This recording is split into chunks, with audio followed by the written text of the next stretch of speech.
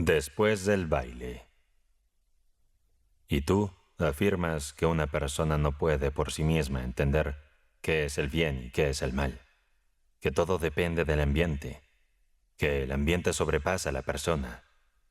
Sin embargo, yo opino que todo se debe a la casualidad. Veamos mi caso. Así hablaba nuestro querido amigo Iván Vasilievich, tras una charla con nosotros sobre la dificultad de mejorar el carácter individual sin alterar las condiciones en que las personas viven. De hecho, nadie había afirmado que uno no pueda discernir por sí mismo el bien del mal, pero era habitual en Iván Vasilievich reaccionar así ante las ideas que la conversación generaba en su mente, y demostrar esos pensamientos compartiendo episodios de su vida. Frecuentemente olvidaba el propósito de su relato, pero siempre lo narraba con autenticidad y emoción. Y eso es lo que hizo ahora. Consideremos mi caso. Mi vida fue definida, no por el ambiente, sino por algo completamente distinto. ¿Por qué, entonces?, preguntamos. Es una larga historia. Necesitaría explicarte muchas cosas para que lo comprendieras. Pues cuéntanos. Iván Vasilievich se sumió en sus pensamientos y negó con la cabeza. Toda mi vida, expresó, toda mi vida cambió en una noche, o mejor dicho, en una mañana. ¿Qué ocurrió?, preguntó uno de nosotros.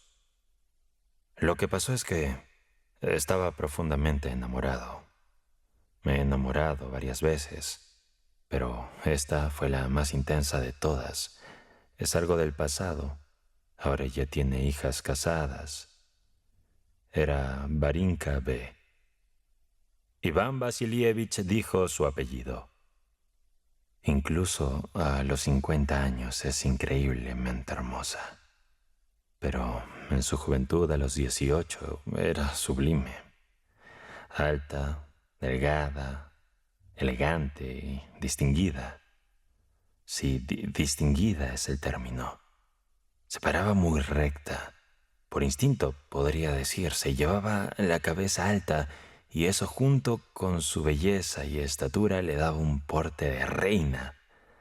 A pesar de ser delgada, incluso se podía decir esquelética.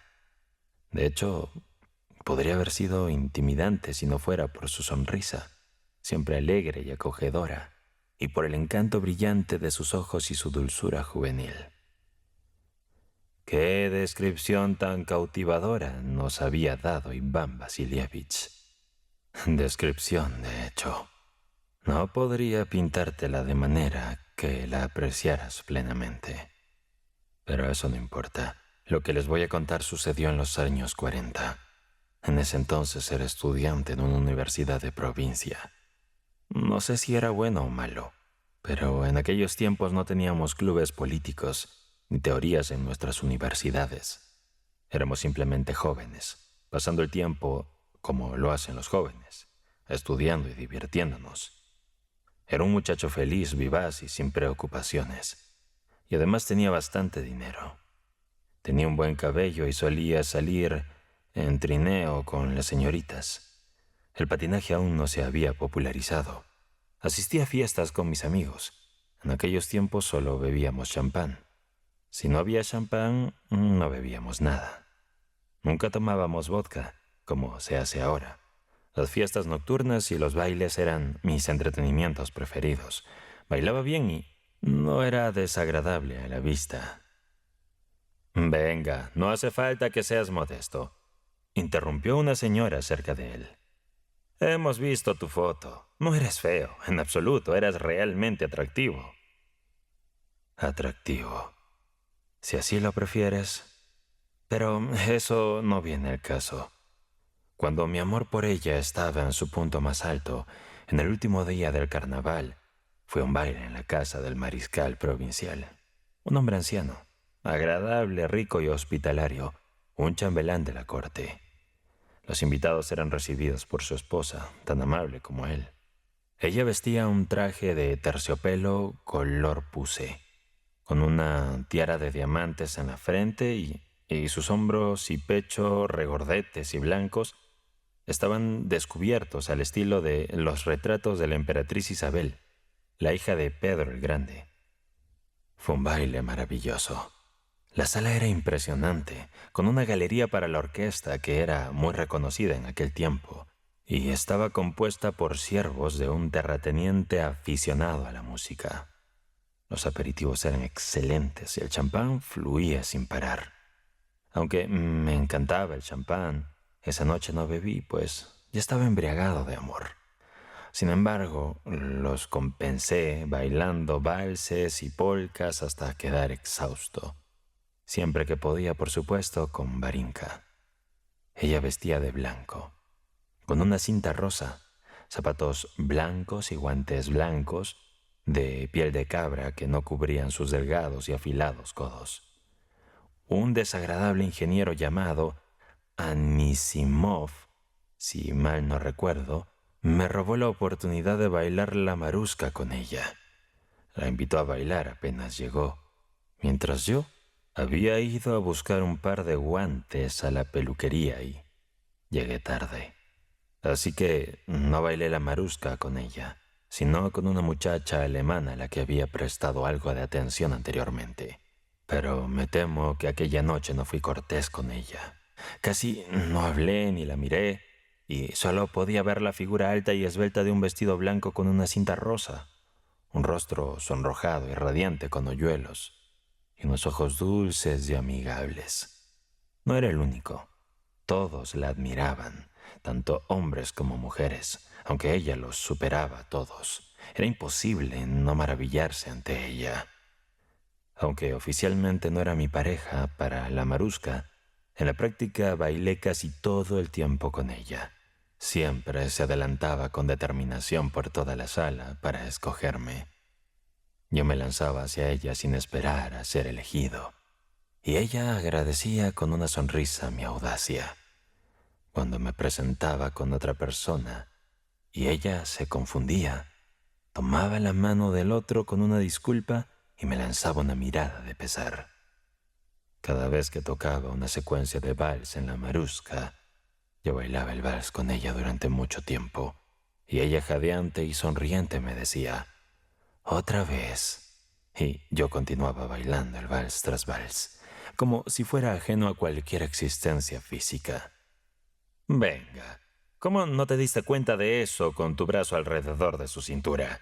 Tenías que ser consciente no solo de tu propia presencia, sino también de la de ella», mencionó uno de los asistentes. Iván exclamó casi gritando de enfado. «Ahí están, todos ustedes modernos. Hoy en día solo se preocupan por lo físico.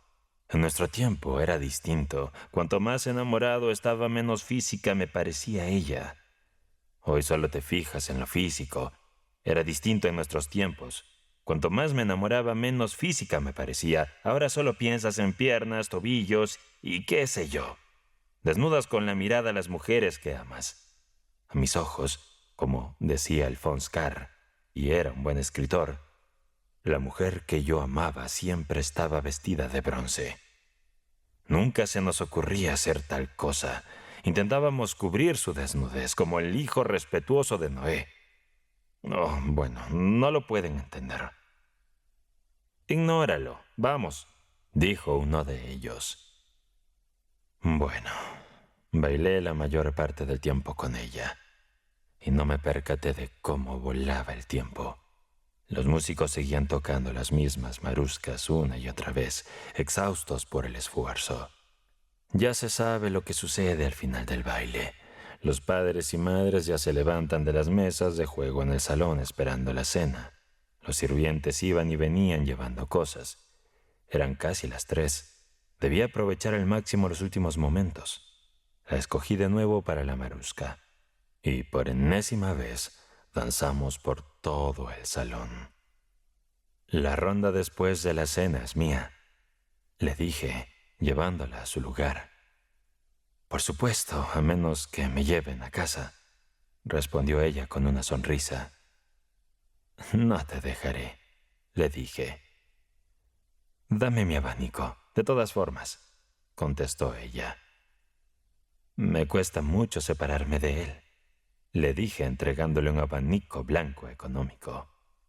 Bueno, aquí tienes algo para que te consueles, dijo ella arrancando una pluma del abanico y dándomela. Tomé la pluma y solo pude expresar mi extrema alegría y agradecimiento con la mirada. No solo estaba contento y feliz, estaba eufórico, encantado. Era bondadoso, no era yo mismo, sino una criatura que no era de este mundo, que no conocía la maldad. Oculté la pluma en mi guante y me quedé ahí, incapaz de alejarme de ella. Mira, están animando a papá a bailar, me señaló, apuntando hacia la imponente figura de su padre. Un coronel con charreteras de plata, de pie en la puerta rodeado de algunas señoras. «Varinka, ven acá», gritó en voz alta nuestra anfitriona, la señora con el forronier de diamantes y hombros al estilo de Isabel. Varinka se dirigió hacia la puerta y yo la seguí. «Persuade a tu padre para que baile la maruska contigo, querida. Por favor, hazlo», Peter Valdilasbovich le dijo dirigiéndose al coronel. El padre de Varinka era un anciano muy atractivo y bien conservado. Tenía un rostro saludable, bigotes rizados al estilo de Nicolás, patillas blancas que se unían con los bigotes. Su cabello estaba peinado hacia adelante y una sonrisa radiante, similar a la de su hija, iluminaba su rostro y sus ojos. Su postura era imponente, con un pecho ancho adornado con varias medallas, hombros robustos y piernas largas y esbeltas. Representaba ese prototipo extremadamente militar, forjado bajo la disciplina del emperador Nicolás I. Al acercarnos a la puerta, el coronel se resistía a bailar, alegando que había olvidado cómo hacerlo. Sin embargo, en ese momento sonrió, realizó un elegante movimiento con su brazo izquierdo, sacó su espada de la vaina, se la pasó a un joven ayudante cercano y se ajustó el guante de su mano derecha. «Todo debe hacerse de forma reglamentaria», comentó con una sonrisa. Tomó la mano de su hija y se posicionó girando un cuarto de vuelta en espera de la música. El primer sonido de la maruska pisó fuerte con un pie, avanzó el otro y al principio de manera lenta y suave, y luego con vigor y energía, marcando el paso, y con el sonido de las botas su alta y digna figura se movió a través del salón.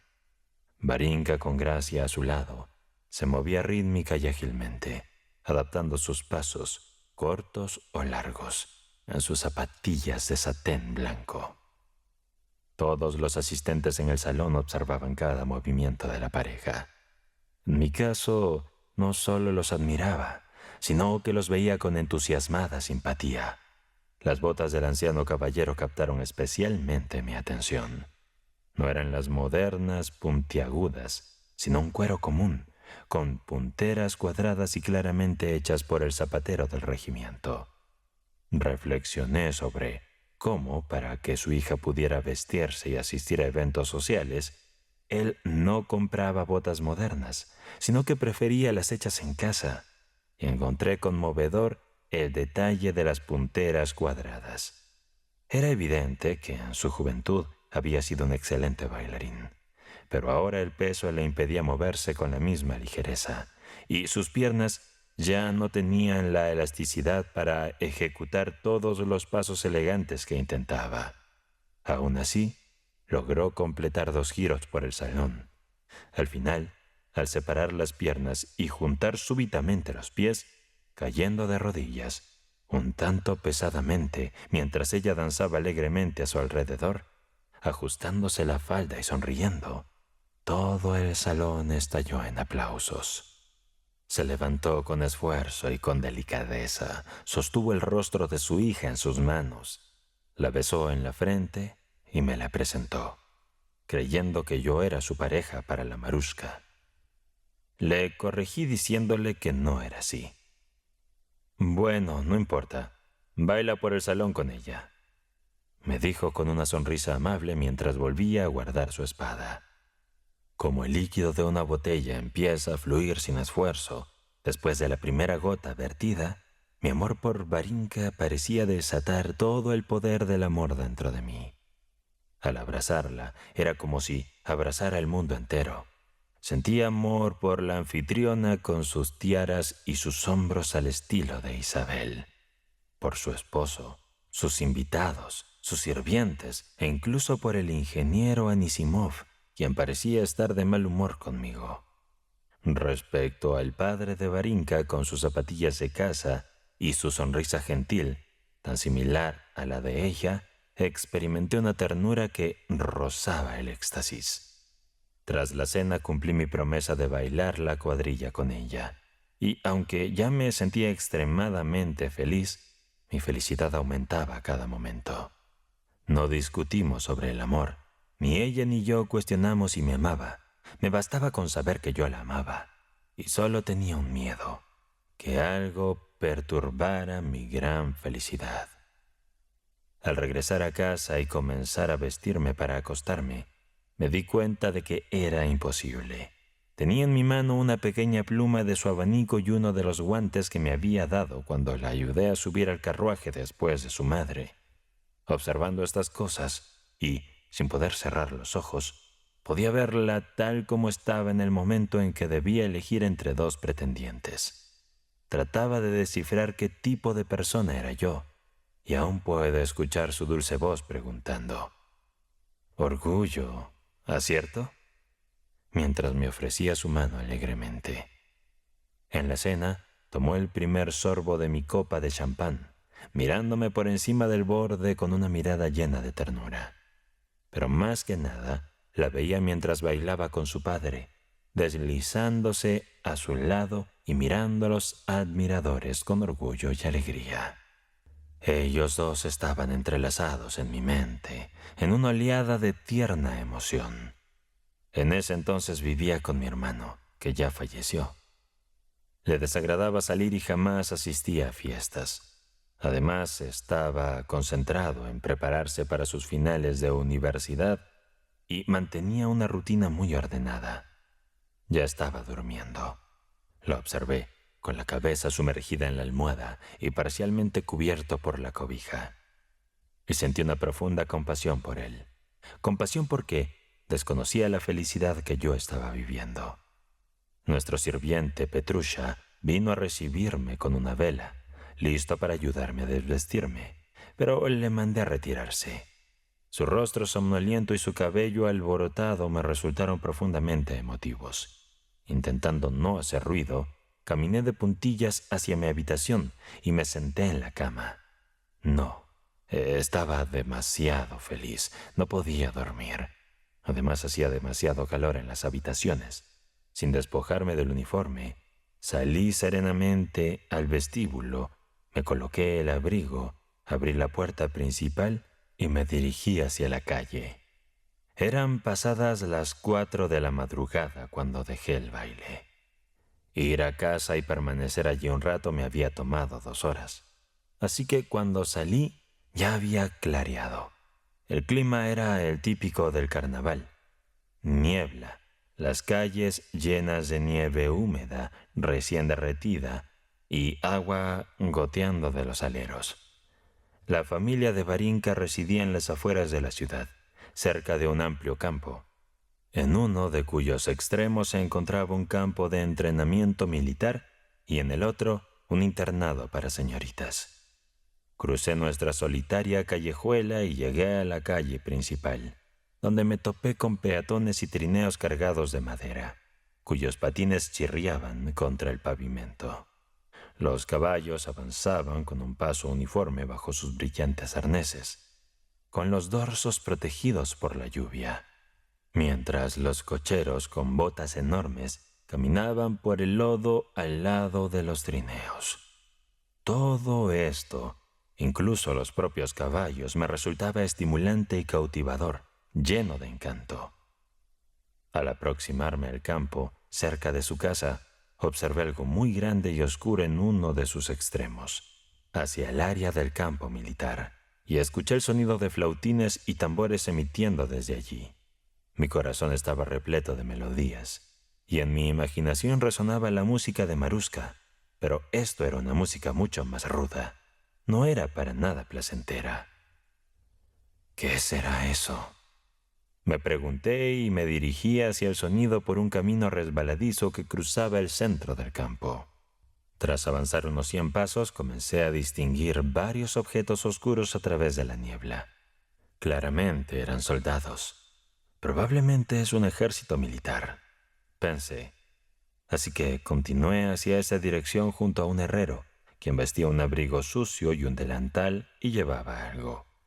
Él iba delante de mí mientras nos acercábamos al lugar. Los soldados vestidos de uniforme oscuro estaban alineados en 2 filas, enfrentados, inmóviles, con las armas preparadas.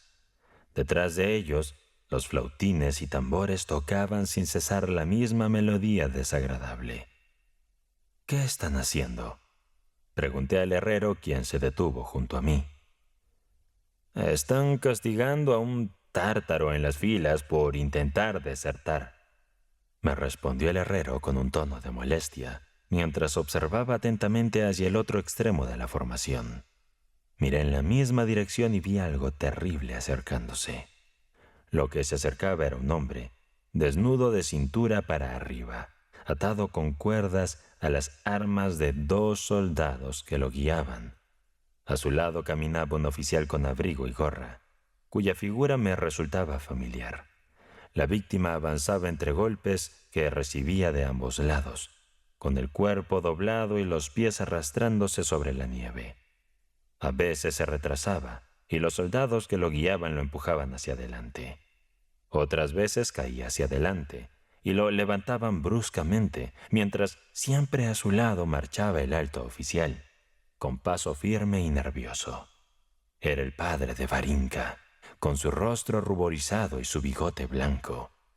Con cada golpe, el hombre, como sorprendido, giraba su rostro haciendo una mueca de dolor hacia el origen del impacto y mostraba sus dientes blancos mientras repetía las mismas palabras una y otra vez.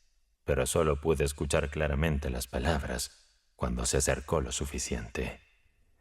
No las dijo, las sollozó. «Hermanos, tengan piedad de mí. Hermanos, tengan piedad de mí». Sin embargo, los hermanos no tuvieron piedad, y cuando la procesión se acercó a donde yo estaba, había un soldado frente a mí dar un paso decidido hacia adelante y levantaba su vara con un silbido. La azotó sobre la espalda del hombre. El hombre se proyectó hacia adelante, pero los subalternos lo jalaban hacia atrás y otro golpe llegaba del otro lado, luego de este lado, luego del otro lado de nuevo. El coronel caminaba a su lado y mirando alternadamente sus pies y al hombre, inhalaba aire, inflaba las mejillas y lo exhalaba a través de sus labios protuberantes. Al pasar por donde yo estaba, entre las 2 filas vi la espalda del hombre castigado. Era un aspecto tan variado en colores, húmedo, rojo, antinatural, que apenas podía creer que fuera un cuerpo humano. «Dios mío», murmuró el herrero. La procesión se alejó. Los golpes continuaban cayendo sobre la figura que se retorcía y caía. Los flautines chillaban y los tambores retumbaban, y la alta y majestuosa figura del coronel avanzaba al lado del hombre, igual que antes. De pronto el coronel se detuvo y se dirigió rápidamente hacia un hombre en las filas. «Te enseñaré a golpear suavemente», escuché su voz enfurecida. «¿Así le pegarás? ¿Eso harás?» Y vi cómo su fuerte mano enguantada en gamuza golpeaba al soldado débil, pálido y aterrorizado por no asestar con suficiente fuerza su vara sobre el cuello enrojecido del tártaro. «¡Traigan palos nuevos!», gritó, y al mirar alrededor me vio. Adoptando una expresión de no conocerme y con un ceño feroz y enojado, se apresuró a alejarse. Me sentí tan avergonzado que no sabía dónde mirar.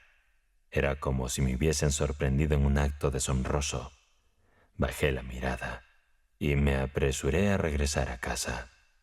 Durante todo el camino el sonido de los tambores y el silbido de los flautines resonaban en mis oídos, y las palabras «Hermanos, tengan piedad de mí» o «¿Así le darás? ¿Eso quieres?». Mi corazón se llenó de un asco físico que rozaba la enfermedad. Tanto que tuve que detenerme varias veces en el camino, pues sentía que realmente iba a enfermar por el horror que esas visiones provocaron en mí. No recuerdo cómo llegué a casa y me acosté, pero justo cuando estaba a punto de quedarme dormido, oí y vi de nuevo todo lo sucedido, y salté de la cama. Claramente él sabe algo que yo desconozco. Reflexioné sobre el coronel. Si yo tuviera su conocimiento, seguramente entendería lo que acababa de presenciar y no me afectaría tanto. Sin embargo, por más que lo intentaba, no lograba entender lo que el coronel sabía. Al caer la noche el sueño se me escapaba, y solo después de llamar a mi amigo y beber hasta la ebriedad conseguí algún alivio. Llegué a la conclusión de que lo que había visto era un acto malvado. Oh, no.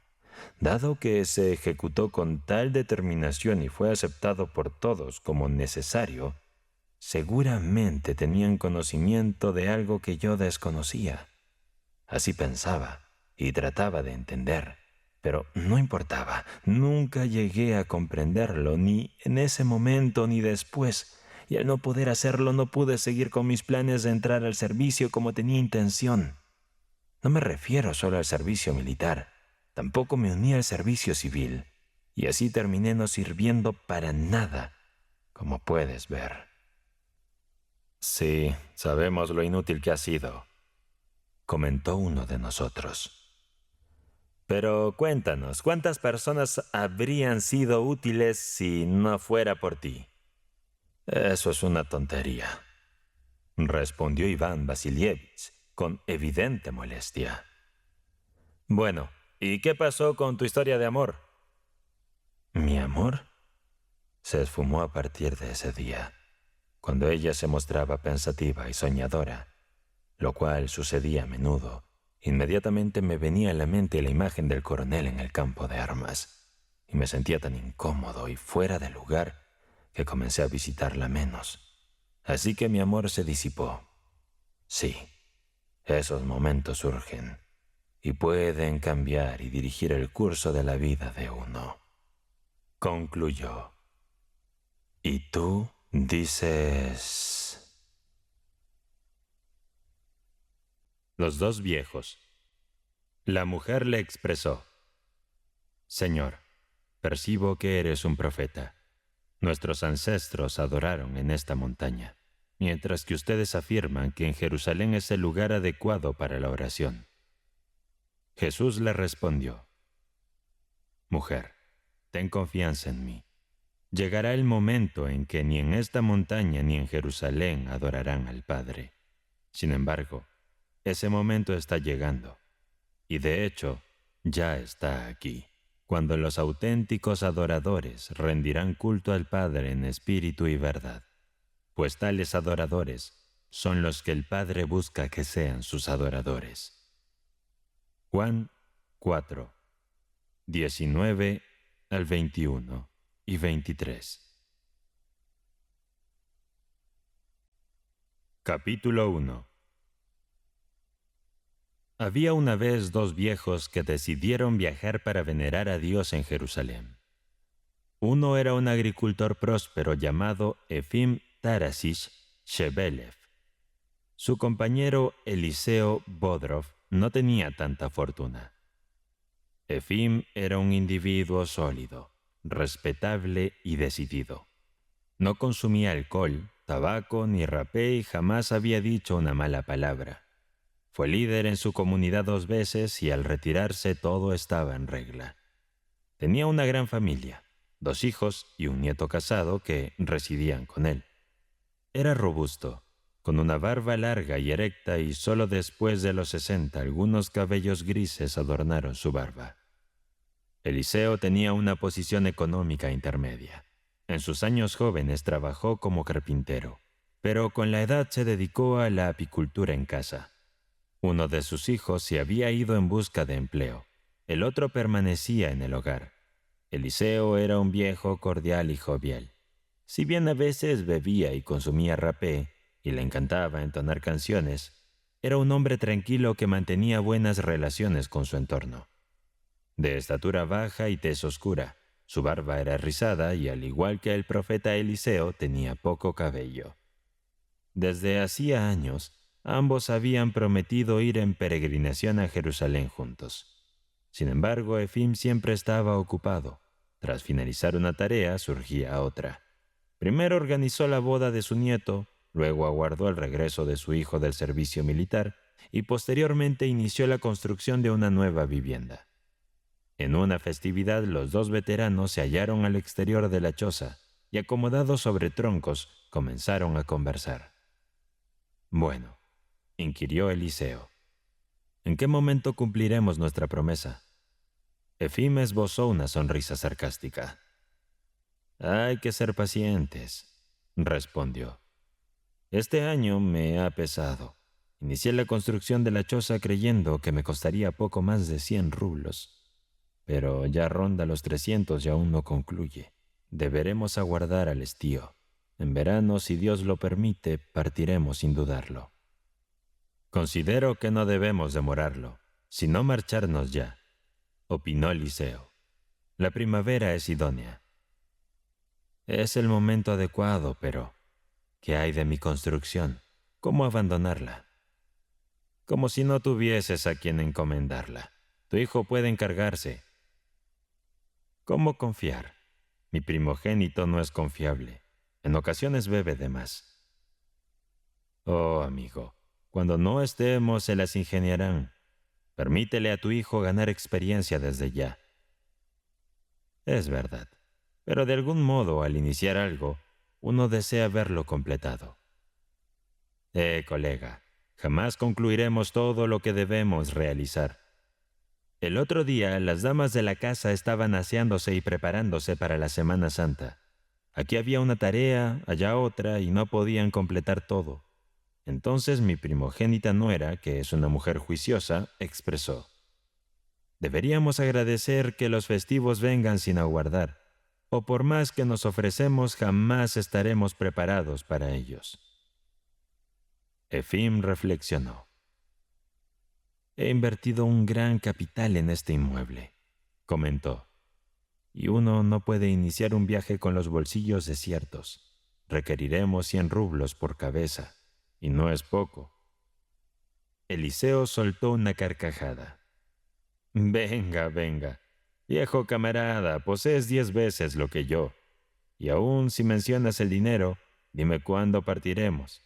Y aunque ahora no posea nada, para ese momento tendré lo necesario». Efim igualmente sonrió. «Vaya, no tenía ni idea de que fueras tan adinerado», exclamó. «¿Cómo y de dónde lo conseguirás?» «Puedo reunir algo en el hogar y, si no alcanza, traspasaré una docena de colmenas a mi vecino. Lleva tiempo deseándolas. Si prosperan este año, te lamentarás». «¿Lamentar? Yo jamás, amigo, no me he lamentado de nada salvo de mis faltas. Nada me es más valioso que el espíritu». «Tienes razón. No obstante, no es correcto desatender los asuntos hogareños. Y si descuidamos nuestras almas, eso es aún peor. Juramos. Así que vámonos. Ahora, sinceramente, vámonos». Capítulo 2. Eliseo logró convencer a su amigo. Al alba, tras meditarlo detenidamente, Efim se dirigió a Eliseo. «Estás en lo correcto», afirmó. «Partamos. La vida y el deceso son decisiones divinas. Debemos marcharnos ahora, mientras respiremos y contemos con vigor». Una semana después, los viejos se hallaban listos para su partida. Efim disponía de la liquidez necesaria. tomó 100 rublos y entregó 200 a su esposa. Eliseo de igual manera se organizó. Traspasó 10 colmenas a su vecino, incluidos los futuros enjambres que surgieran antes del estío. Obtuvo 70 rublos por el conjunto. El remanente para completar los 100 rublos lo reunió de otros familiares, dejándolos prácticamente sin fondos. Su esposa aportó los ahorros destinados a su sepelio y su nuera contribuyó con lo que poseía. Efim daba instrucciones detalladas a su primogénito. Cuándo y cuánto forraje cortar, dónde distribuir el abono y cómo finalizar y cubrir el refugio. Consideraba cada detalle y emitía sus directrices en función. Eliseo, en cambio, solo especificó a su esposa que mantuviera segregados los enjambres de las colmenas vendidas y que garantizara su entrega íntegra al vecino, sin engaños. Respecto a las labores del hogar, ni las aludió. Discernirán qué hacer y de qué manera, según lo requieran, señaló. Son los dueños y sabrán decidir lo mejor para ustedes. Los venerables se alistaron. Sus seres queridos les prepararon empanadas, confeccionaron bolsas y cortaron lino para sus piernas. Se enfundaron en flamantes botas de cuero y agregaron unas de corteza reluciente. Sus familias los escoltaron hasta el límite del poblado.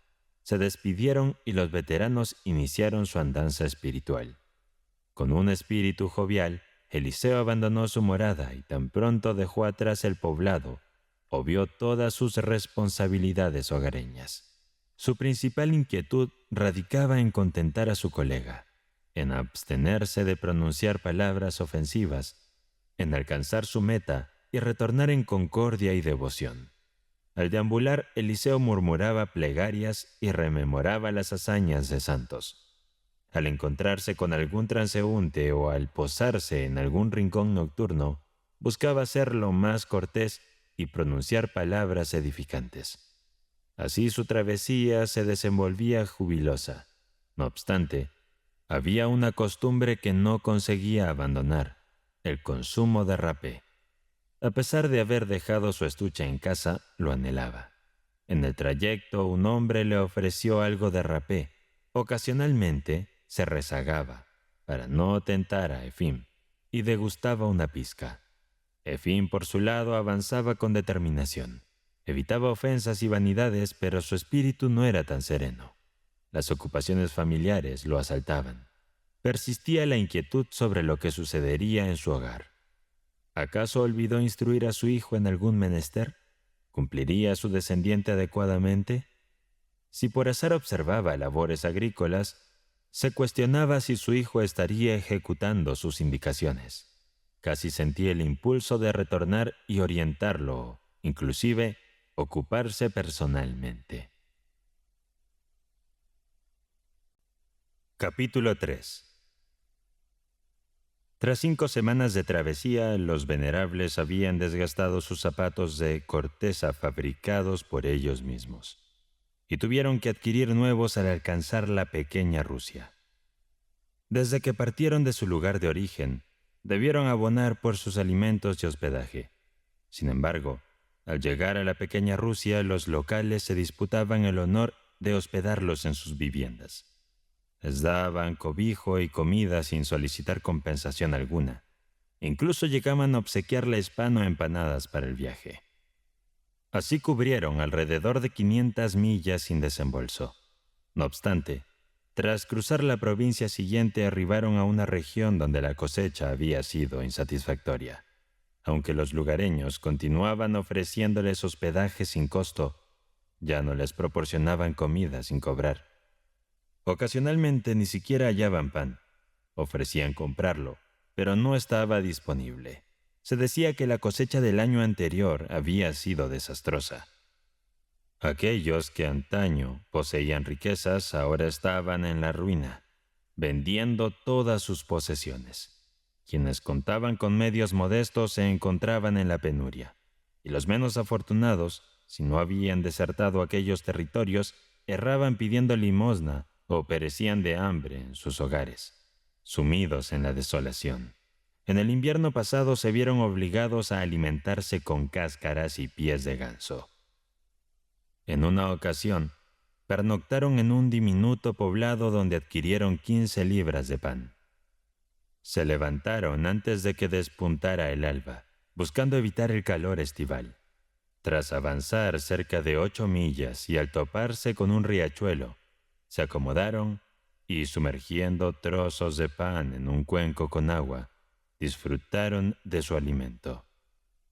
Posteriormente ajustaron las vendas de sus extremidades y se concedieron un breve respiro.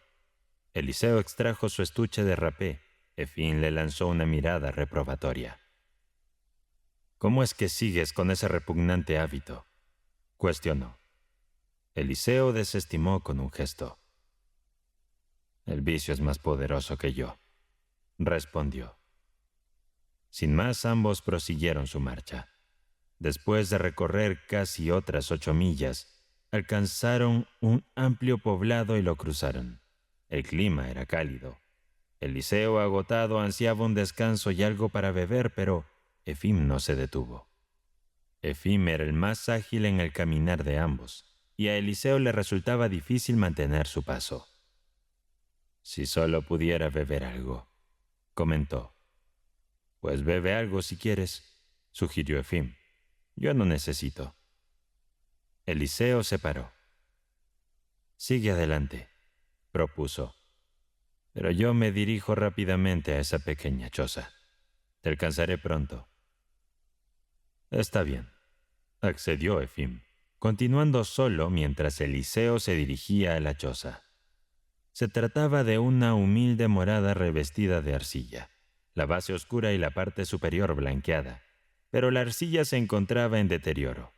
Claramente, hacía tiempo que no la restauraban y parte del tejado de paja se había soltado. La entrada se encontraba por el patio. Al ingresar, Eliseo observó a un hombre delgado y afeitado, con la camisa por dentro de los pantalones, tal como es tradicional en la pequeña Rusia. A pesar de que el sol caía directamente sobre él y parecía no dormir, permanecía allí acostado. Eliseo le habló solicitando agua, pero el hombre no reaccionó. «O está mal o es desconfiado», reflexionó Eliseo, y al acercarse al umbral escuchó a un infante llorando. Tomó el pomo y llamó. Ciudadanos!», exclamó. No obtuvo respuesta. Llamó nuevamente con su vara. Fieles! Nada se agitó. Devotos del Señor! Nadie respondió. Cuando Eliseo consideraba retirarse, creyó escuchar un quejido desde dentro. «Dios mío, ¿qué calamidad ha acontecido en este lugar? Debo investigar». Y Eliseo penetró en la choza. Capítulo 4. Eliseo manipuló el picaporte. La puerta cedía fácilmente. Penetró por el angosto corredor y notó que la puerta contigua estaba entreabierta. A su izquierda, un horno construido de ladrillo destacaba, mientras que al frente se erigía un atril sosteniendo un ícono, con una mesa al pie. Adyacente a esta, un banco ocupado por una anciana, su cabeza descubierta, envuelta en una sencilla vestimenta. Reposaba con su cabeza en la mesa, y cercano a ella un pequeño de piel pálida y vientre abultado imploraba con insistencia y lloraba con desesperación. Al ingresar Eliseo, sintió un ambiente pesado y asfixiante. Inspeccionando, descubrió detrás del horno a una mujer en el suelo, agitándose intermitentemente, emanando un aroma fétido. Estaba claro que no podía moverse y que había sido abandonada en ese estado. Al percatarse de la presencia de Eliseo, la anciana alzó la vista. «¿Qué buscas?», indagó ella. «¿Qué necesitas, forastero? Aquí no hay nada». Aunque ella empleaba un dialecto ruso, Eliseo la comprendió. «He venido en busca de agua, honorable dama», respondió. «No hay nadie, nada que ofrecerte. Continúa tu camino», replicó la anciana. Eliseo, consternado, inquirió. ¿Acaso no hay alguien aquí que pueda atender a esa mujer? No, no hay nadie. Mi hijo se halla agonizando afuera y nosotros nos consumimos aquí dentro, confesó. El pequeño, que había detenido su llanto al notar al extraño, retomó sus sollozos al escuchar a la anciana clamando. «Comida, abuelita, comida». Eliseo se disponía a hacer más preguntas cuando, tambaleante, el hombre hizo un acto de presencia. Avanzaba aferrándose a las paredes, pero al llegar al cuarto, se desplomó cerca de la entrada. Sin esforzarse por reincorporarse, comenzó a balbucear con dificultad, pausando entre palabras para jadear. «La enfermedad nos ha atacado, y el hambre se extingue por hambre», mencionó señalando al pequeño, y su llanto lo inundó. Eliseo, con rapidez, trasladó su morral al hombro. Desabrochando las correas que lo sujetaban, lo depositó en el suelo. Acto seguido, lo colocó sobre el banco y desanudó los lazos. Al abrir el morral extrajo un pan y con su cuchillo separó un trozo para ofrecérselo al hombre. Sin embargo, en lugar de aceptarlo, señaló a los dos pequeños escondidos detrás del horno, como sugiriendo: «Dáselo a ellos». Eliseo extendió el pan al niño. Al percibir el aroma, el pequeño lo agarró con sus manos y mordió con tal fuerza que su nariz se hundió en él. La niña, saliendo de su escondite, fijó su mirada en el pan. Sin dudarlo, Eliseo le ofreció un pedazo. A continuación partió otro fragmento para la anciana, quien comenzó a comerlo con avidez. «Si tan solo tuvieran agua», comentó. «Sus bocas están secas. Ayer, o quizás hoy, intenté ir por agua, pero tropecé y no pude seguir. El cubo quedó allá, a menos que alguien se lo haya llevado». Al indagar sobre la ubicación del pozo, la anciana lo orientó.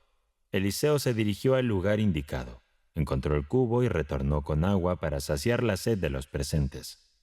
Con el agua, los niños y la anciana pudieron comer más pan, pero el hombre declinó. «No puedo comer», confesó. Durante todo este interludio, la joven yacía inconsciente, contorsionándose.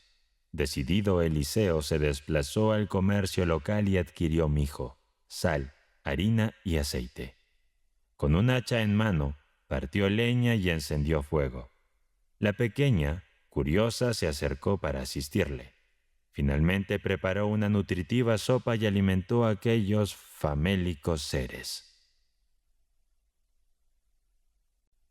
Capítulo 5.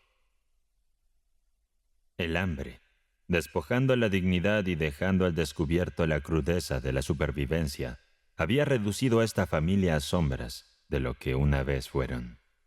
Eliseo, escuchando con atención, podía sentir el peso de sus palabras y la angustia que llevaban consigo.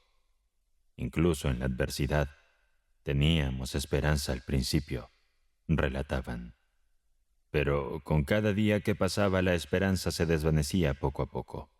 Cada grano de trigo que consumíamos era una cuenta regresiva para nuestra inevitable desolación.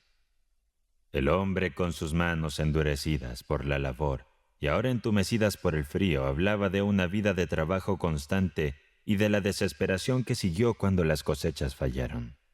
Sus intentos de buscar trabajo, de proveer para su familia, se encontraron con puertas cerradas y miradas de pena.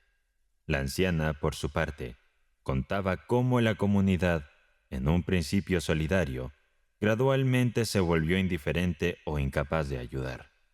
La tristeza en sus ojos era profunda cuando mencionó la debilidad que sentía. Cómo intentó luchar, pero el hambre lo derribó y cómo, finalmente, incluso la pequeña niña se dio por vencida. Nuestra lucha no era única, continuó el hombre. Todo el pueblo, toda la región estaba sufriendo, pero al final todos nos encontramos en la misma situación, abandonados, solos, a merced del cruel invierno y de un destino que parecía no tener fin. Con cada palabra, la historia se tejía como un tapiz oscuro y sombrío de desesperación. A través de su relato, Eliseo pudo entrever la dura realidad de la vida en tiempos de escasez. y la brutalidad de la naturaleza humana cuando se enfrenta a la supervivencia.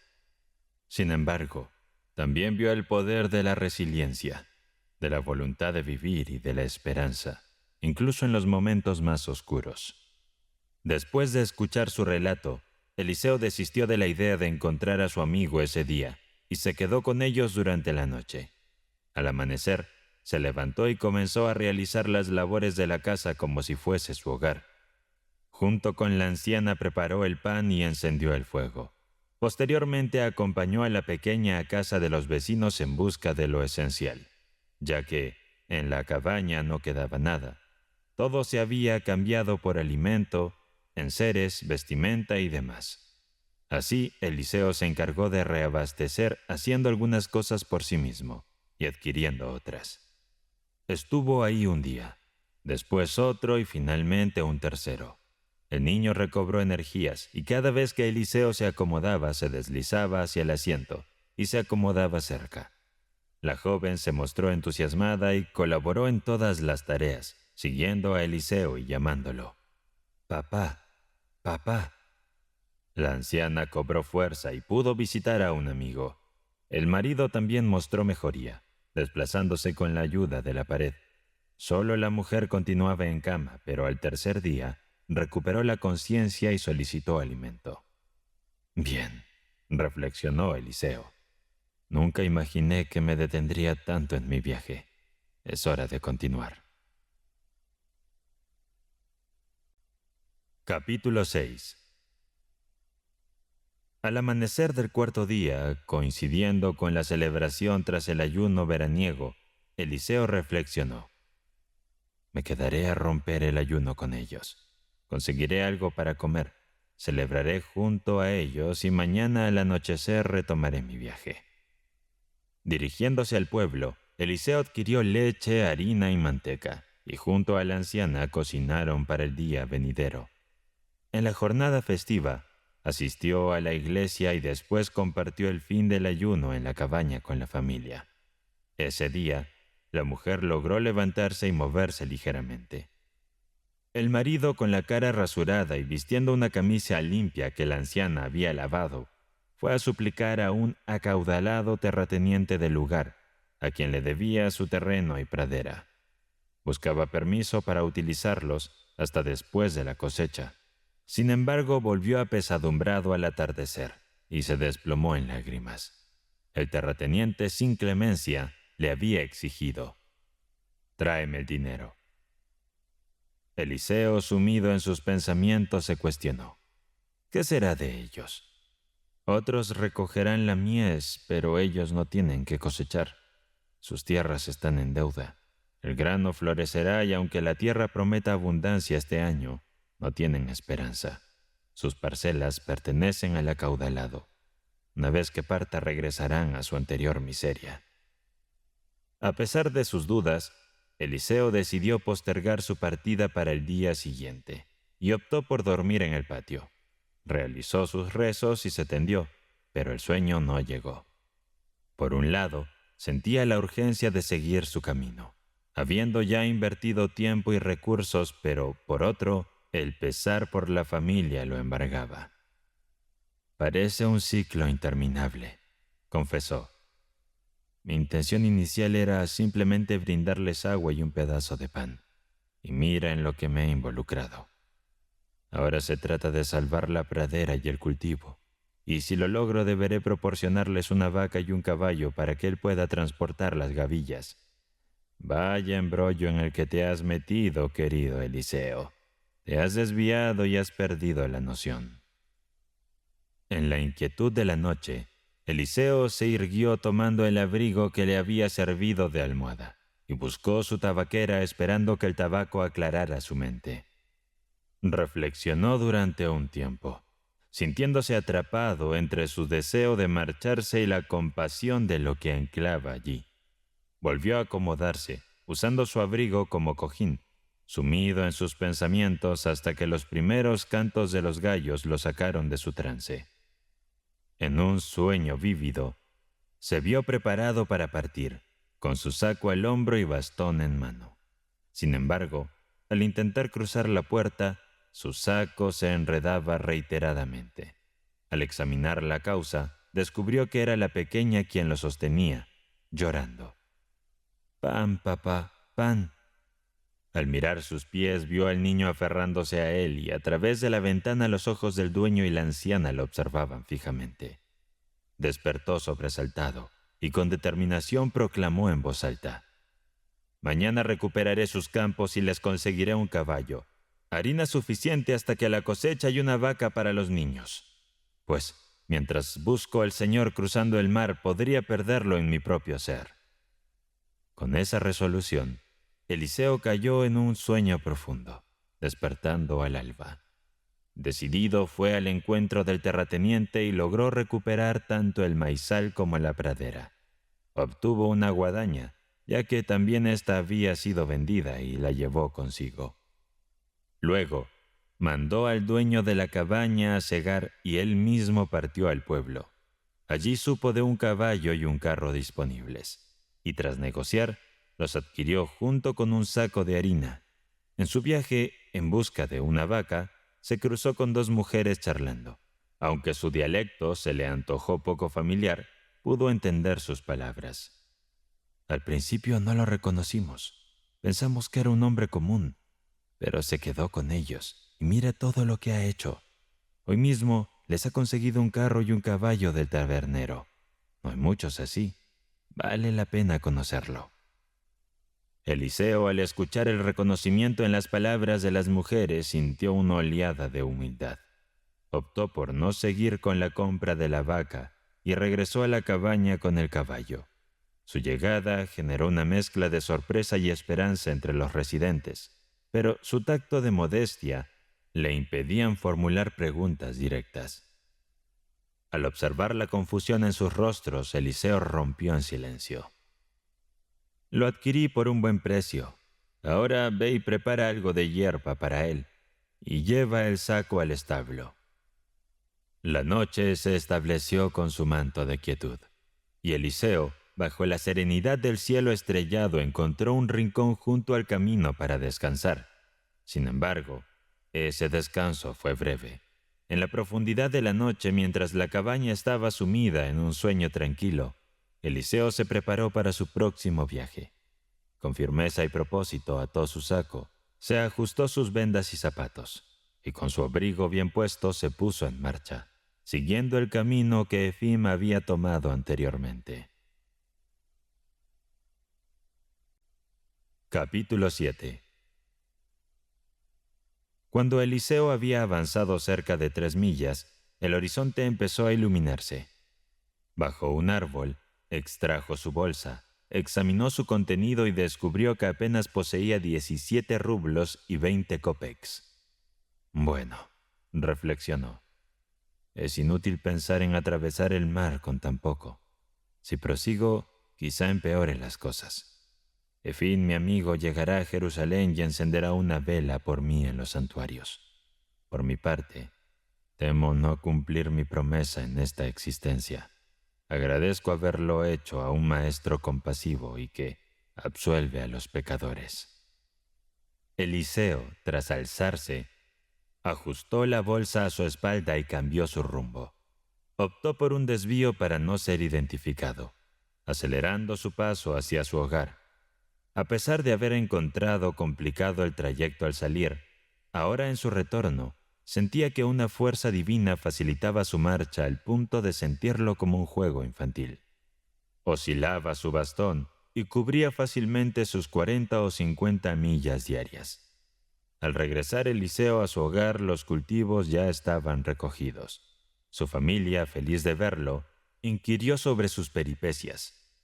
¿Por qué no llegó a Jerusalén? Sin embargo, Eliseo guardó silencio. «No era el designio divino que yo arribara allí», explicó. «Mi dinero desapareció en el trayecto y quedé atrás de Efim. Por favor, perdóname por el amor divino». Eliseo entregó el dinero restante a su anciana cónyuge e indagó sobre el hogar. Todo estaba en orden, todos en sintonía. La familia de Efim supo de su vuelta esa jornada y fueron en busca de noticias. Eliseo les relató lo mismo. Efim avanza rápido. Nos distanciamos antes de la festividad de San Pedro. Quise alcanzarlo, pero surgieron complicaciones. Sin dinero decidí retornar. La comunidad estaba perpleja de cómo un hombre tan prudente pudo haber actuado de manera tan irreflexiva. Haber emprendido un viaje sin llegar a su destino y haber dilapidado su fortuna. La sorpresa duró un tiempo, pero eventualmente todos lo dejaron atrás. Eliseo hizo lo mismo. Retomó sus labores en el campo. Junto a su hijo, prepararon la leña para el frío venidero. Ambos, junto a las mujeres, procesaron el maíz. Después, acomodó la paja de los sanitarios, resguardó a las abejas y entregó las 10 colmenas vendidas en primavera al vecino, incluyendo los enjambres que surgieron. Su esposa intentó ocultarle la cantidad exacta de enjambres, pero Eliseo estaba al tanto, y en vez de entregar 10, proporcionó 17 al vecino. Una vez todo estuvo listo para la estación invernal, Eliseo mandó a su hijo a buscar empleo, y él se sumergió en la confección de zapatos de corteza y en la elaboración de troncos para nuevas colmenas. Capítulo 8. Aquel día, mientras Eliseo atendía a los enfermos en la cabaña, Efim lo aguardaba ansiosamente. Apenas se movía un poco antes de detenerse. Aguardó durante horas, cayó en un breve sueño, despertó y siguió esperando. Sin embargo, Eliseo no aparecía, hasta que le ardieron los ojos de tanto mirar, ya que el sol descendía tras los árboles y de Eliseo no había señales. «Tal vez me ha adelantado», se cuestionó Efim. «O alguien le dio un aventón mientras yo dormía. Pero, ¿cómo no notó mi presencia aquí? Desde la estepa, la vista alcanza grandes distancias. ¿Debo retroceder? Si él está delante, nos perderemos más. Lo mejor será avanzar y seguramente nos reencontraremos al anochecer». Al llegar a un poblado, pidió al guardián que estuviera atento a un hombre mayor con las características específicas y lo dirigiera hacia donde él se alojaría. Pero esa noche, Eliseo no se presentó.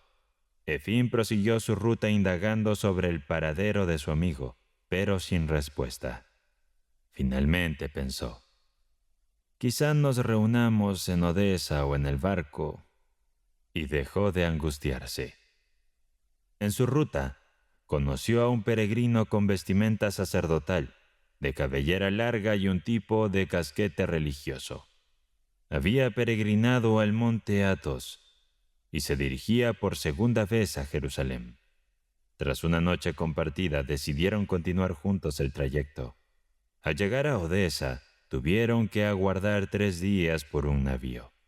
Muchos otros peregrinos de diversas regiones compartían esa espera. Una vez más, Efim indagó por Eliseo, pero sin éxito. Finalmente, Efim obtuvo un pasaporte internacional por 5 rublos.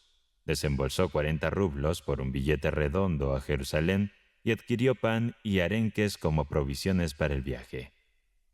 El compañero de Efim le sugirió una forma de abordar el barco sin desembolsar dinero por el pasaje. Sin embargo, Efim, firme en su determinación, respondió: «No, he venido con la intención de pagar y eso haré». Una vez a bordo, junto con otros peregrinos, incluido su nuevo compañero, el navío zarpó.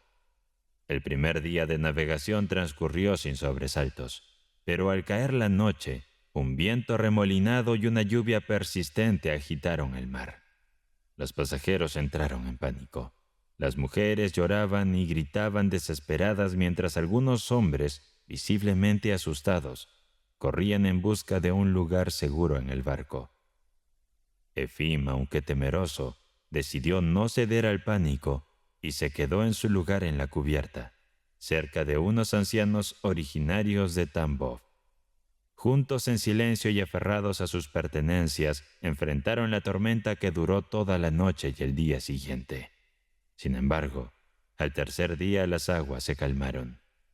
5 días después, anclaron en Constantinopla. Algunos peregrinos se aventuraron a tierra firme para visitar la iglesia de Santa Sofía. ahora en manos turcas. Pero Efim optó por quedarse en el barco adquiriendo solo algo de pan blanco. Tras un día, el navío continuó su travesía. Hicieron paradas en Esmirna y Alejandría, hasta que finalmente arribaron a Jaffa. Allí todos los peregrinos desembarcaron teniendo aún más de 40 millas por recorrer hasta Jerusalén. El desembarco fue un desafío en sí mismo.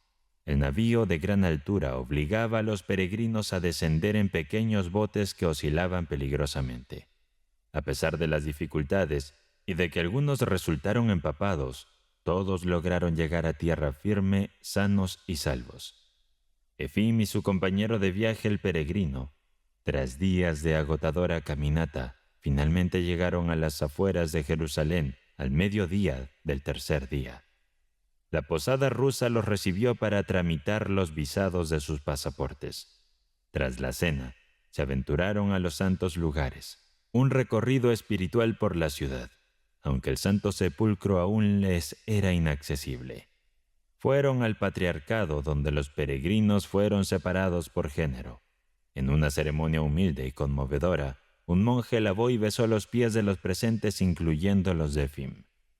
Durante su estadía, Efim se sumió en la devoción, asistió a las vísperas y maitines, encendiendo velas en santuarios y presentó los nombres de sus antepasados para ser invocados en las oraciones. A la mañana siguiente, continuaron su peregrinación, visitando la celda de María de Egipto y otros lugares sagrados. El peregrino, con su conocimiento de la ciudad, guió a Efim, aconsejándole cuándo donar en cada sitio sagrado. Sin embargo, ese mismo día, una sombra cayó sobre ellos. Al regresar a la posada y prepararse para descansar, el peregrino descubrió que le habían robado su monedero, conteniendo 20 rublos. A pesar de la angustia y el desaliento, reconociendo que no había solución inmediata, ambos se resignaron y decidieron descansar para enfrentar un nuevo día en la ciudad santa. Capítulo 9. Mientras Efim reposaba allí, la tentación lo embargó. Nadie ha sustraído fondos a ese viajero, reflexionó. Dudo que los poseyera. No ofreció nada en ningún lugar, sin embargo, me persuadió para dar e incluso solicitó que le prestara un rublo. Tras albergar la idea, Efim se autocriticó manifestando: ¿bajo qué prerrogativa me encuentro para evaluar a una persona? Es una falta moral. Dejaré de cavilar en ello. Pero tan pronto como su mente comenzó a errar, nuevamente se focalizó en el viajero. Cuán enfocado parecía en la fortuna y cuán poco creíble resultaba al aseverar que le habían hurtado la cartera. Jamás tuvo capital, consideró Efim. Todo es una fábula. Al caer la noche, se dirigieron a la misa vespertina en la imponente iglesia de la Resurrección, donde se encuentra el Santo Sepulcro. El peregrino se quedó junto a Efim, siguiéndolo a cada rincón. Al llegar a la iglesia se encontraron con una multitud de peregrinos, rusos, griegos, armenios, turcos y sirios. Junto a la masa, Efim cruzó las puertas santas. Un monje los guió más allá de los centinelas turcos, hasta el punto donde se bajó a Jesús de la cruz y fue ungido, y en donde brillaban las velas de 9 candelabros. El monje les enseñó y describió cada detalle. Efim dejó una vela allí como ofrenda. Posteriormente, el monje llevó a Efim al Gólgota, mostrándole el sitio exacto de la crucifixión y otros lugares sagrados, como la tumba de Adán y el lugar donde Cristo fue coronado con espinas. Estaban por mostrarle otro sitio cuando un alboroto se desató entre los presentes, llevándolos todos a la iglesia del Santo Sepulcro, donde una misa en ruso estaba por comenzar. Efim intentó alejarse del peregrino, pues sus pensamientos sobre él seguían siendo pecaminosos. Pero el hombre insistió en acompañarle. Buscaron acercarse más al altar, pero la multitud era tal que no podían ni avanzar ni retroceder. Mientras oraba, Efim ocasionalmente revisaba su cartera, sintiendo una mezcla de sospecha y miedo, preguntándose si el peregrino estaba siendo sincero sobre el robo de su monedero o si él mismo podría correr la misma suerte. Capítulo 10. Efim observó atentamente la capilla donde se encontraba el Santo Sepulcro, iluminado por 36 lámparas brillantes. Su vista sobrepasó las cabezas de la multitud y notó algo inesperado, justo bajo las luces donde brillaba la llama sagrada. Vio a un hombre mayor con un abrigo gris y una cabeza calva y luminosa, idéntica a la de Eliseo Bodrov. Se parece mucho a él, reflexionó Efim. Pero no es posible que sea Eliseo. El barco anterior salió una semana antes y no estaba en el mío porque vi a todos los viajeros. Cuando el viejo comenzó a rezar inclinándose en 3 ocasiones, Efim lo identificó al verlo girar. Era el propio Eliseo Bodrov, con su barba oscura y rizada, tornándose grisácea, y esa mirada tan característica. Realmente era él. La alegría invadió a Efim al reconocer a su amigo y se preguntó cómo Eliseo había llegado antes. «Qué astuto Eliseo», pensó Efim. «Seguramente encontró a alguien que lo guió. Tendré que buscarlo cuando salga». Pero al finalizar la ceremonia, el tumulto de la gente empujando para acercarse al sepulcro separó a Efim, quien, preocupado por su dinero, luchó para salir de la multitud.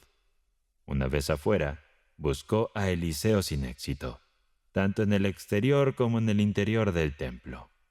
Aunque vio a varios individuos en las celdas del recinto, Eliseo no estaba. Con pesar, Efim regresó al hospedaje sin rastro de su compañero. Esa noche, el peregrino del pequeño sombrero tampoco apareció, dejando a Efim en soledad. Al alba siguiente, Efim se dirigió nuevamente al Santo Sepulcro acompañado de un venerable hombre de Tambov, a quien había conocido durante su travesía. Intentó acercarse al frente, pero la multitud lo rechazó. Optó por quedarse a rezar cerca de un pilar, levantó la vista, y ahí, justo bajo las brillantes lámparas y cerca del sagrado sepulcro, se encontraba Eliseo, con los brazos alzados al estilo de un clérigo ante el altar, su cabeza calva reflejando la luz. Esta vez, reflexionó Efim, no lo perderé de vista. Intentó avanzar hacia él, pero cuando consiguió llegar, Eliseo había desaparecido. En su tercera visita, Efim de nuevo divisó a Eliseo en el lugar más alto del sepulcro. Se encontraba erguido, con los brazos abiertos y la mirada fija hacia el cielo, como si observara algo celestial. La luminosidad de su cabeza calva era inconfundible. Ahora, pensó Efim, me colocaré en la entrada para no perderlo. Con esa idea, Efim aguardó en la puerta hasta que el sol alzó su cenit. A pesar de que todos abandonaron el lugar, Eliseo no se dejó ver. Durante 6 semanas, Efim exploró Jerusalén, visitando Belén, Betania y el río Jordán. Selló una nueva camiseta en el Santo Sepulcro pasando en su propio entierro. Llevó consigo agua del Jordán, tierra bendita y velas que habían capturado la llama sagrada. Anotó nombres en 8 lugares para ofrecer sus oraciones y gastó casi todo su dinero, reservando solo lo necesario para el viaje de vuelta. Finalmente decidió regresar. Viajó a Jaffa. Desde allí se embarcó hacia Odesa y por último volvió a su hogar caminando. Capítulo 11. Efim siguió la ruta por la que había ingresado, y al aproximarse a su hogar, su inquietud por el bienestar de su propiedad durante su ausencia regresó. El dicho reza: en un año fluye mucho río. Se necesita una vida para levantar una granja, pero poco para destruirla, reflexionó. Se cuestionaba si su hijo se habría manejado sin él, cómo sería esa primavera, el estado del ganado tras el invierno, y si la casa rural estaría completa. Al llegar al lugar donde se había despedido de Eliseo el verano pasado, apenas reconocía a los habitantes. El año previo habían sufrido escasez, pero ahora prosperaban. La cosecha fue abundante y habían superado y olvidado su pasado dolor. Una tarde, Efim alcanzó el punto donde Eliseo se había detenido, y al ingresar al poblado, una pequeña en una blusa blanca emergió de una choza. «Padre, padre, ven a nuestro hogar». Efim intentó continuar, pero la pequeña lo impidió. Lo tomó del manto riendo y lo dirigió hacia el refugio, donde una mujer con un bebé apareció en el umbral y le invitó. «Ven, anciano», dijo, «cena y quédate a dormir aquí». Entonces Efim accedió. «Quizá pueda inquirir sobre Eliseo», pensó. «Presumo que esta es la choza donde él vino por agua». La señora asistió a Efim con su morral y le facilitó agua para refrescarse. A continuación le ofreció un sitio en la mesa y sirvió leche, tortas de cuajada y gachas. Efim expresó su gratitud, elogiando su hospitalidad hacia un viajero. La dama respondió con una negativa de su cabeza.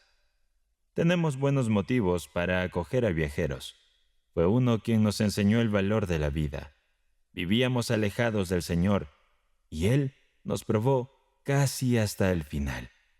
El pasado verano nos encontrábamos tan mal que todos estábamos enfermos, desválidos y sin alimento. Hubiéramos perecido si no fuera por un anciano enviado por Dios, alguien como tú. Vino a pedir agua, observó nuestra situación y se compadeció y se quedó. Nos alimentó, nos ayudó a levantarnos, revitalizó nuestra tierra. Adquirió un carro y un equino y nos lo obsequió». Al acceder a la choza, una anciana cortó la charla de la más joven. «No estamos seguros si era mortal o un mensajero celeste. Nos brindó amor y comprensión y partió sin revelar su identidad, así que ignoramos por quién elevar nuestras plegarias. Lo visualizo todo ahora mismo. Ahí estaba yo esperando mi final, cuando un hombre canoso entró. No destacaba en nada, solo pidió un vaso de agua. En mi ignorancia pensé, ¿por qué ronda por aquí? Pero observa lo que procedió a hacer. Al vernos dejó su morral justo aquí y lo abrió». La pequeña intervino. «No, abuelita», indicó. «Primero lo situó en el centro de la choza y después lo colocó en el banco». Y ambas se enfrascaron en un amistoso debate, evocando cada detalle de lo que había dicho y hecho, donde se había acomodado y reposado y las palabras que había compartido con cada uno. Si no hubiera llegado, habríamos perecido en nuestra miseria. Nos encontrábamos en la desesperanza, blasfemando contra Dios y contra nuestros semejantes. Pero nos revitalizó, y gracias a Él comprendimos la presencia de Dios y creímos en la bondad humana. Que Dios lo favorezca. Antaño vivíamos cual bestias. Él nos transformó en humanos». Tras alimentar y abastecer de bebida a Efim, le señalaron su lecho, y ellos mismos se entregaron al sueño. No obstante, aunque Efim se tumbó, el sueño le esquivaba. Eliseo acaparaba sus pensamientos, evocando las 3 ocasiones en las que lo avistó en Jerusalén ocupando un sitio prominente. «Así es como me ha superado», reflexionó Efim. «Tal vez Dios haya validado o no mi peregrinaje, pero seguro ha validado el suyo». Al alba, Efim se despidió de los presentes, quienes le entregaron unas empanadas para el camino antes de atender sus labores, y continuó su travesía. Capítulo 12. Efim había estado ausente tan solo un año, y era nuevamente primavera cuando retornó a su hogar una tarde. Su hijo no se encontraba. Había acudido al bar y al retornar mostraba claros signos de embriaguez. Efim lo cuestionó y todo apuntaba a que el joven había sido irresponsable durante la ausencia paterna. El dinero había sido mal administrado y las labores habían sido descuidadas. El padre reprendió al hijo, quien contestó con brusquedad: ¿por qué no te quedaste a hacerlo tú? ¿Te marchas tomando el dinero y ahora exiges cuentas a mí? Efim, irritado, golpeó a su hijo. A la mañana siguiente, Efim visitó al anciano del lugar para denunciar la actitud de su hijo. Al pasar frente a la vivienda de Eliseo, la esposa de su compañero lo saludó desde el balcón. «Hola, vecino», exclamó. «¿Cómo te encuentras, buen amigo? ¿Lograste llegar a Jerusalén sin contratiempos?» Efim se detuvo. «Sí, gracias al Señor», contestó. «Estuve allí. Perdí a tu esposo de vista, pero supe que regresó bien a casa». La mujer, siempre parlanchina, añadió. «Sí, vecino, regresó», dijo. «Volvió hace bastante, creo que poco después de la Asunción. Qué alegría nos dio su retorno. Lo echábamos de menos, aunque no esperamos mucho labor de él ya. Sigue siendo el pilar de la casa y todo es más alegre con su presencia». «¿Y cómo se alegró nuestro pequeño? Decía, es como vivir a oscuras sin papá. Lo extrañábamos mucho. Buen hombre. Le guardamos mucho cariño y lo atendemos con esmero». «¿Se encuentra en casa?» «Sí, buen amigo. Está con sus abejas, atendiendo los enjambres. Asegura que este año las abejas están muy activas. Jamás había visto algo similar, dice. Dios no nos castiga según nuestros errores», comenta. «Ven, querido vecino, se alegrará de verte de nuevo». Efim avanzó por el corredor hacia el patio y luego hacia el colmenar, en busca de Eliseo. Allí estaba, con su abrigo gris sin protección alguna, parado bajo las abedules, observando el cielo con los brazos abiertos y su cabeza sin cabello brillando al sol, tal y como Efim lo recordaba en el santo sepulcro de Jerusalén. Los rayos solares se filtraban entre los abedules, iluminándolo como si estuviera rodeado por una llamarada celestial. Las abejas doradas, zumbando en torno a él, formaban una especie de halo, y sorprendentemente no lo atacaban. Efim se detuvo en seco, contemplando la escena. La mujer de Eliseo gritó para llamar la atención de su marido. «Mira quién ha venido, tu camarada». Eliseo volteó. Una expresión de júbilo en su rostro. Se aproximó a Efim quitándose delicadamente las abejas de la barba. «Buen día, vecino». «Hola, estimado amigo. ¿Cómo te fue en tu viaje?» «Mis pies me llevaron allí, y te he traído agua del río Jordán. Deberás visitarme para recogerla. No obstante, no sé si el Señor ha aceptado mi peregrinaje». Eliseo le interrumpió con calidez. «Gracias al Señor por eso. Que Cristo te bendiga». Hubo un silencio, tras el cual Efim continuó. «Aunque mis pies hayan estado allí, me pregunto si mi alma o la de alguien más ha estado allí de manera más genuina». Eliseo con rapidez intervino. «Eso es cosa del Señor, querido amigo. Asunto del Señor. En mi regreso me detuve en la cabaña donde te hospedaste». La expresión de Eliseo cambió, mostrando una mezcla de sorpresa y preocupación. «Son asuntos del Señor, vecino, asuntos del Señor. Ven, acompáñame a mi casa, te obsequiaré algo de nuestra miel». Y así, habilidosamente, Eliseo cambió de tema y comenzó a charlar sobre cuestiones más cotidianas.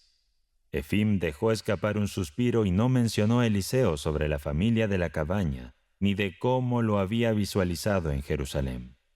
Sin embargo, en su interior, Efim comprendió que el verdadero camino para honrar los compromisos de Dios y hacer su voluntad es mostrando amor y bondad a quienes nos rodean en nuestra vida diaria.